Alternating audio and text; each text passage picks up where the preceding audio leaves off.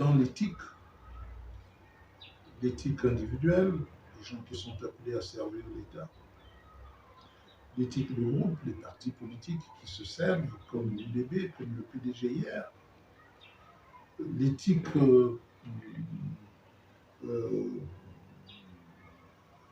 niveau de l'éthique du pouvoir, au niveau de l'exécutif, où celui qui a le pouvoir n'a pas le pouvoir de se servir. Alors, ça a toujours été ainsi, on se sert.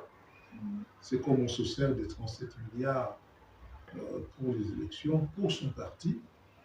Or, ces 37 milliards, lorsqu'on est là, c'est pour servir l'ensemble des Gabonaises et des Gabonais. On ne va pas aux élections pour le plaisir, on va aux élections pour l'amélioration des conditions de vie des personnes qui sont qui ont été là, qui se sont déplacés pour vous aider, mais les choses, à l'allure où les choses vont, je crois que ça n'est pas ça. D'ailleurs, on se fout loyalement des populations qui ont été aux élections. Vous savez, lorsqu'il y aura une éthique du pouvoir, le pouvoir ne va pas tolérer qu'il y ait des gens qui soient tête de liste, qui vont devant le peuple pour dire qu'ils veulent être maire, ils veulent être président du conseil départemental, et finalement ce ne sont pas eux qu'on voit arriver à la tête des communes, des mairies, mais plutôt des communes et des conseils départementaux, je veux dire, mais plutôt des gens qui sont en 4e, 5e, 6e position sur la liste.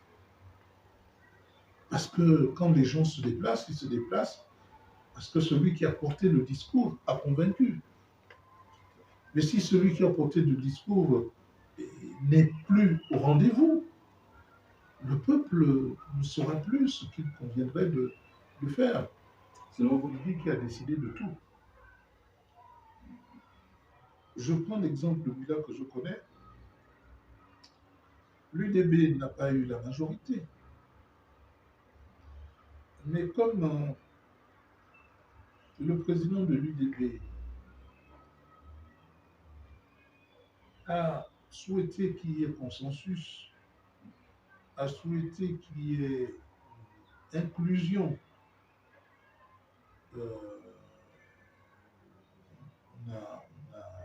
et qu'il ait proposé de prendre la mairie, de prendre ceci, alors qu'on aurait pu exclure l'UDB.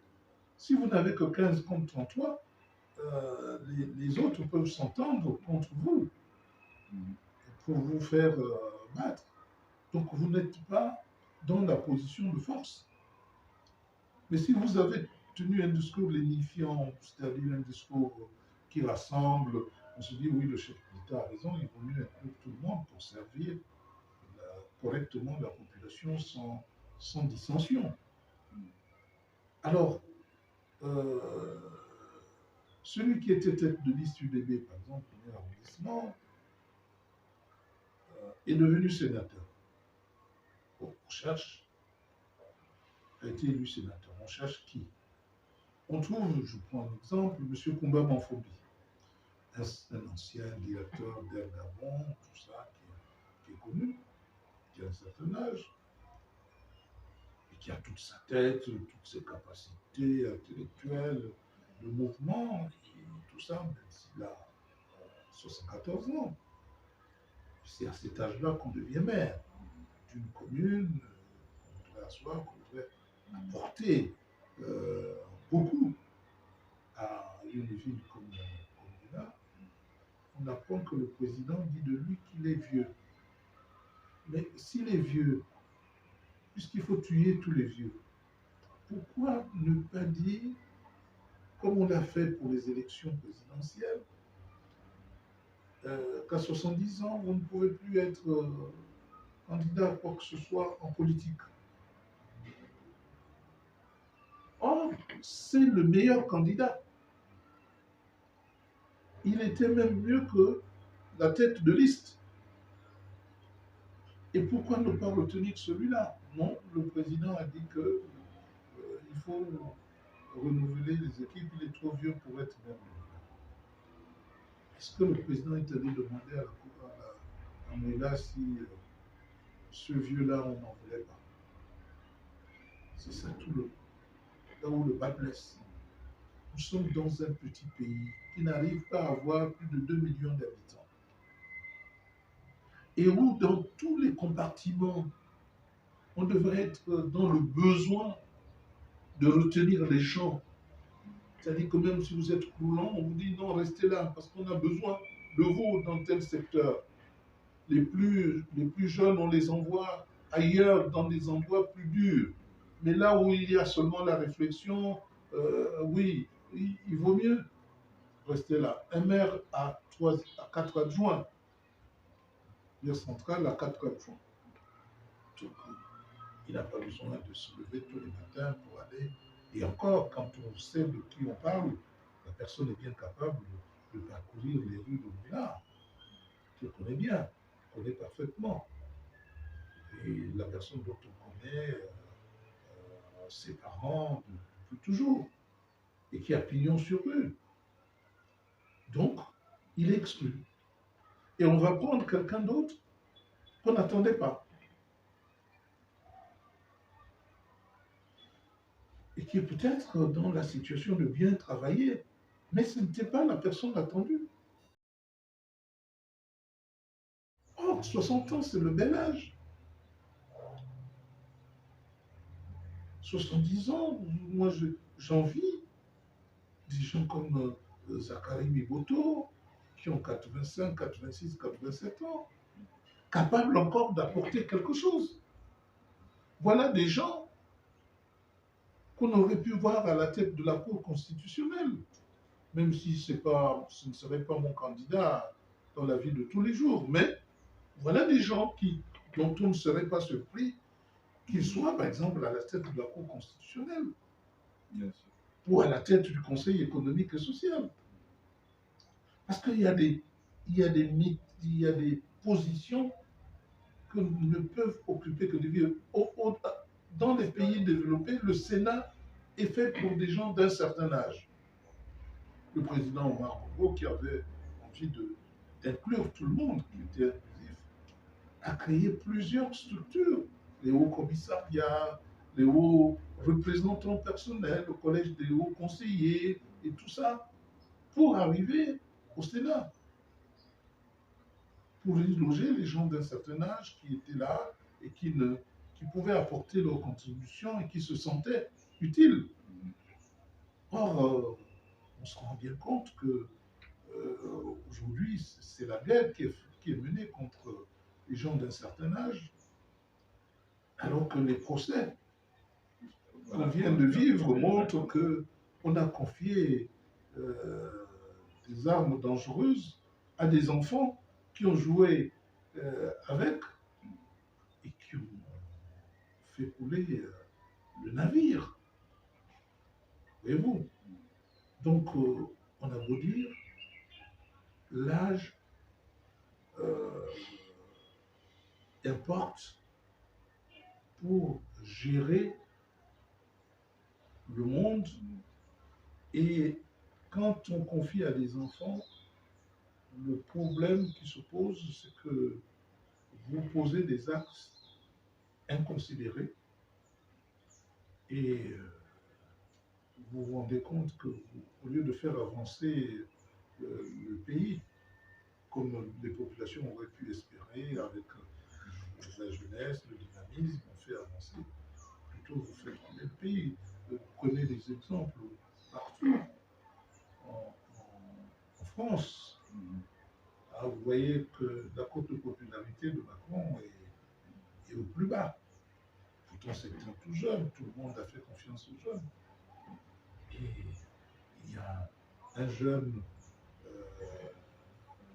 qui a fait exception, c'est Omar Bongo, Albert Bernard Bongo, parce qu'il était chaperonné par les anciens, a voulu montrer qu'on pouvait aller plus loin, mais il ne s'est pas débarrassé de ceux qui étaient vieux. Au contraire, ceux-là l'ont aidé à diriger le pays. Il n'a pas fait de discrimination, mais la discrimination qu'introduit Oliki est une perdre, parce que on ne donne pas l'illusion de considérer les vieux tout en les excluant proprement. On a besoin de tout le monde, surtout dans un pays sous-peuplé comme le nôtre. Vraiment, on a besoin de gens d'expérience, des gens qui ont vécu, des gens qui peuvent apporter quelque chose. C'est justement l'effacement des normes, le fait de déconsidérer nos traditions, en réalité, euh, qui nous amène au chaos. Hein, nous sommes rendus à ne plus avoir, pour le Gabon, les autres n'ont plus de considération pour nous.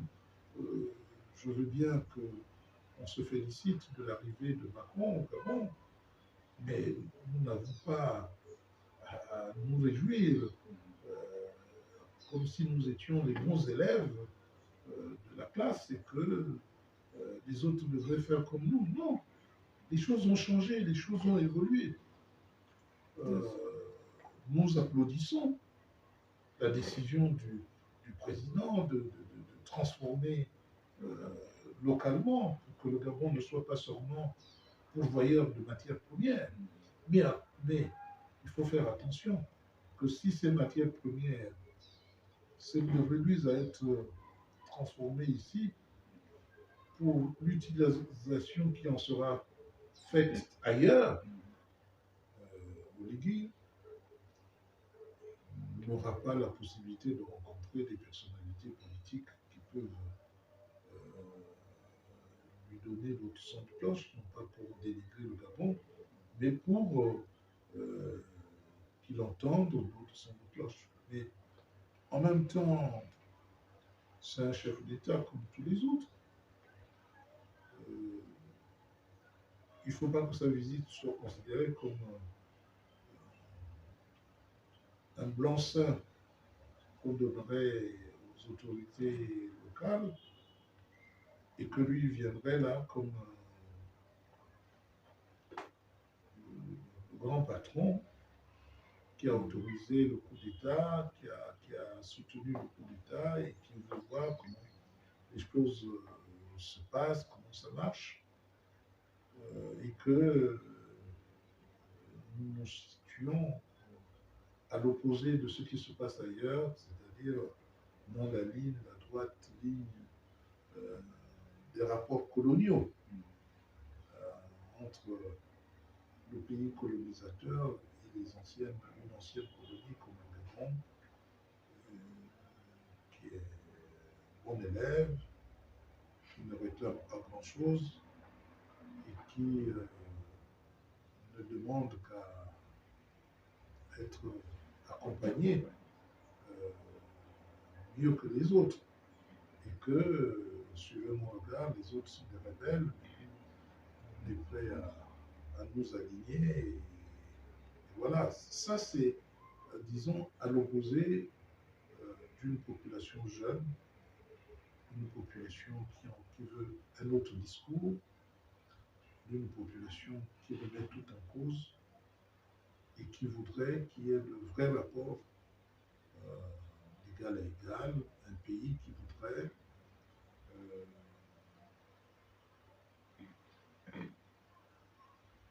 travailler avec tous les autres pays et sans exclusive d'ailleurs, et que par conséquent, nous n'avons pas à baver devant Macron, espérant que nous allons recevoir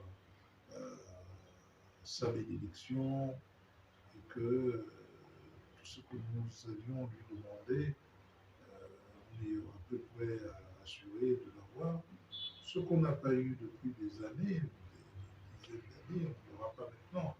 Quand j'ai écrit sur l'aide publique de la France au développement du Gabon, la France a eu des moyens, aujourd'hui certainement très peu, et par conséquent,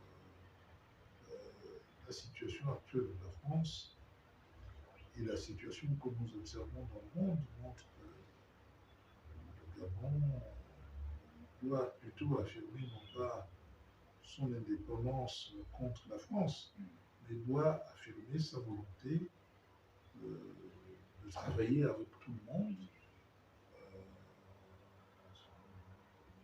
y compris la France, parce qu'on ne peut pas ne pas tenir compte de celui qui a été là. Et la langue parlée, c'est le français. Il y a plus de relations avec la France, mais il faut justement dire à la France que le fait que nous n'ayons pas adopté les mêmes attitudes que d'autres ne signifie pas que nous soyons faibles, il signifie que la France doit profiter de ce qui, certains, en situation de certains précarés, pour modifier son comportement et montrer aux autres qu'elle est capable de s'améliorer, d'améliorer les relations qui soient profitables, qui soient des relations gagnant-gagnant avec les pays qui lui sont restés encore attachés. C'est tout ce qu'on attend de la France et c'est tout ce qu'on attend des entreprises françaises qui, lorsqu'elles engagent une opération, il faut qu'elles aillent jusqu'au bout.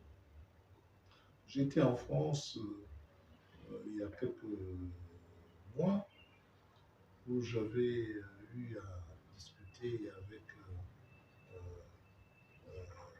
l'AFD, où je disais que la France gagnerait à ce qu'elle soit bien comprise, à ce que, et au regard des procès qu'il y a eu, que les investissements soient clés en main.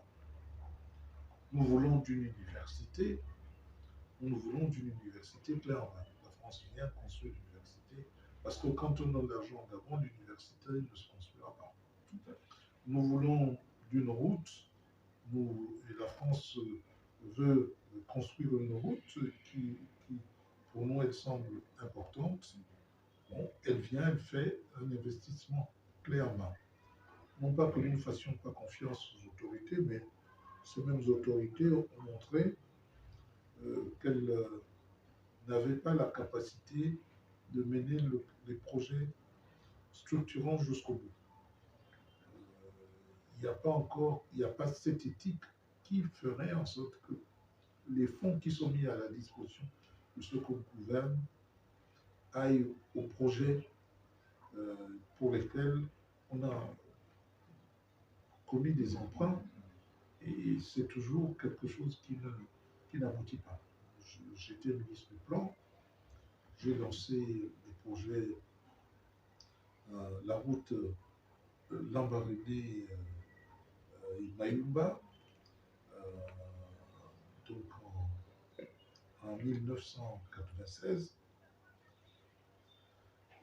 16 ans après, la route Lambaréné-Fougamon n'était pas encore terminée. Encore moins Fougamon-Moyo. Donc c'est vous dire qu'il y a souvent absence de volonté. Et donc, si la France veut nous aider, et si elle veut montrer qu'elle apporte vraiment quelque chose au Gabon, qu'elle le fasse clairement.